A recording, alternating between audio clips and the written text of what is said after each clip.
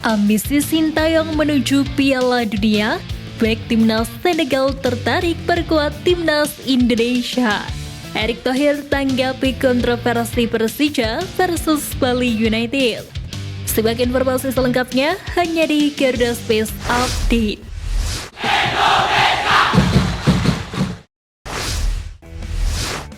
Timnas Indonesia akan memulai perjalanannya di kualifikasi Piala Dunia 2026 zona Asia dari putaran pertama menghadapi Brunei Darussalam dalam laga tandang dan kandang. Kemenangan tentunya jadi target timnas Indonesia dalam dua laga itu agar bisa melaju mulus ke putaran kedua. Selain itu, Sintayong sendiri dipastikan bakal mengarahkan para pemain terbaiknya untuk melakoni laga tersebut. Sebab kemenangan atas Brunei sendiri dapat lebih mendongkrak posisi Indonesia di ranking FIFA. Diketahui timnas Indonesia sendiri baru saja naik peringkat ke urutan 146 dunia saat ini, usai menang di FIFA Matchday September 2023. Kepastian itu didapat usai timnas Indonesia senior mengalahkan timnas Turkmenistan dengan skor 2-0. Berkat kemenangan tersebut, timnas Indonesia mendapatkan tambahan 5,41 poin. Dengan demikian, kini timnas Indonesia berada di peringkat ke-146. Mereka naik 4 tingkat dari posisi sebelumnya, yakni posisi ke-150. Kini menarik menantikan duel timnas Indonesia versus Brunei Darussalam. Ambisi besar Sintayong dibocorkan pemain keturunan Jordi Amat. Bek JDT tersebut mengungkapkan bahwa Sintayong memiliki hati mulia untuk membawa tim merah putih melangkah ke Piala Dunia. Hal tersebut memang terdengar muluk-muluk untuk sepak bola Indonesia yang saat ini masih memiliki banyak pekerjaan rumah. Namun bukan hal yang mustahil buat skuad Garuda melangkah menuju Piala Dunia 2026. Jordi Amat sendiri menegaskan hal itu bisa terjadi dan diwujudkan apabila sebuah pihak bekerja keras untuk bisa tampil di ajang tersebut. Pasalnya Piala Dunia 2026 akan menambah peserta menjadi 48 tim. Untuk posisi Asia sendiri mendapatkan slot cukup besar yakni 8 tim yang bisa lolos daripada sebelumnya yang hanya 4 negara. Selain itu akan ada 1 tim lainnya yang bisa diambil dari playoff antar konfederasi. Melihat situasi ini tentu saja peluang timnas Indonesia semakin luas. Bek timnas Senegal yakni Djibril Diop mengaku tertarik untuk perkuat timnas Indonesia. Hal itu tak terlepas dari dampak simpati nama yang telah mendapatkan debutnya bersama tim Merah Putih. Djibril Diop yang merupakan rekan simpati nama di Viking AFK menilai bahwa skuad Garuda merupakan tim yang bagus di bawah asuhan Sintayong. Untuk itu, ia justru tertarik memperkuat timnas Indonesia jika diizinkan.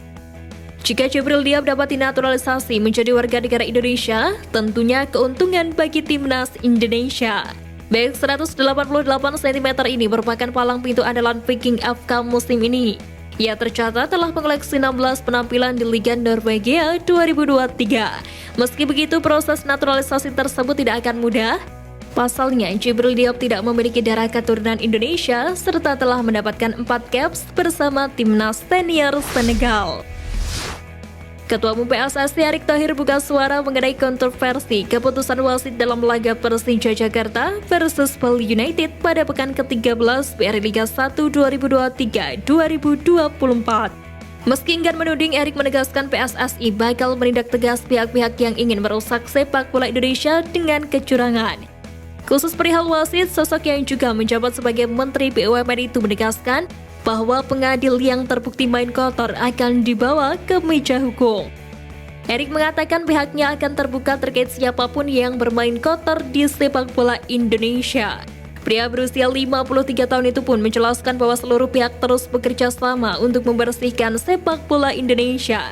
Mereka bisa mengadukan tindakan kotor itu ke Satuan Tugas Anti Mafia Bola yang beranggotakan Marwar Sirait, Najwa Shihab, Ardan Adi Perdana, dan Akmal Marhali. Ketua Umum PSSI Erick Thohir terus berupaya agar perhelatan Piala Dunia U17 yang berlangsung di Indonesia berjalan sukses. Kini demi hajat besar itu bisa sukses, Erick melakukan safari mengunjungi pondok pesantren di Jawa Timur. Setidaknya Erick mengunjungi 3 pondok pesantren di Jombang, Jawa Tengah, dan Surabaya, Jawa Timur. dimulai dari Pondok Pesantren Tambak Beras di Jombang dan Pondok Pesantren Tebu Ireng di Jombang, Jawa Timur. Lawatan Erik pada Kamis ini ditutup dengan kunjungan ke Pondok Pesantren As-Salafi Al-Fitrah yang berada di Jalan Kedinding Lor Tanah Kali, Kedinding Kenjeran, Surabaya, Jawa Timur. Erik pun menjelaskan tujuan dari kunjungan ini tak lepas dari mohon doa agar pelaksanaan putaran final Piala Dunia U17 FIFA 2023 diberi kelancaran.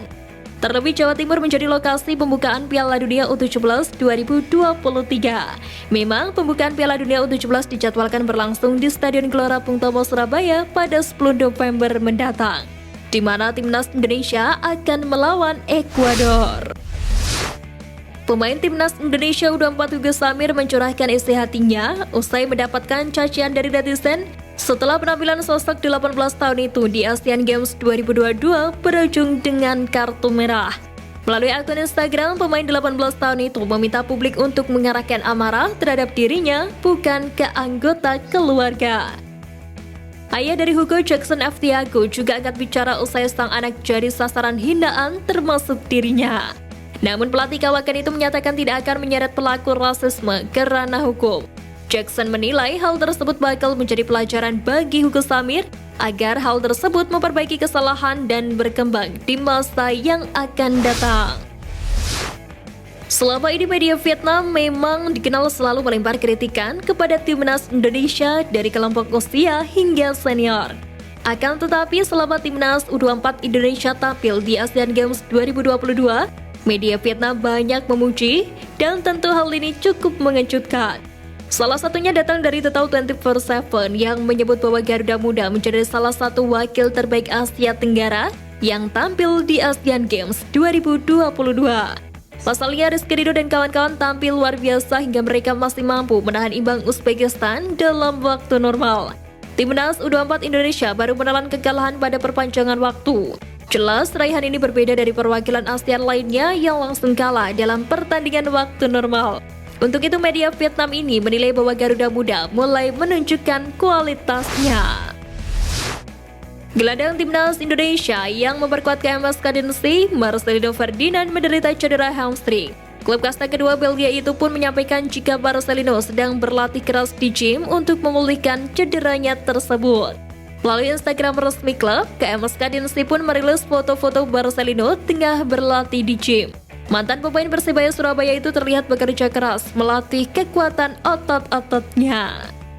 Macan kami yang cedera sedang bekerja keras untuk pemulihannya di gym di bawah bimbingan pelatih pemulihan kami, Samuel. Segera bugar kembali boys, tulis KMS Cadency.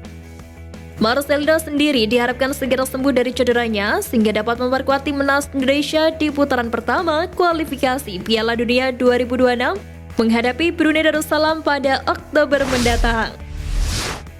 Sekian Flash News kali ini Sobat Garuda, mari terus dukung perjuangan timnas Indonesia. Nantikan Flash News Edition dari Garuda Space selanjutnya. Terima kasih dan salam olahraga.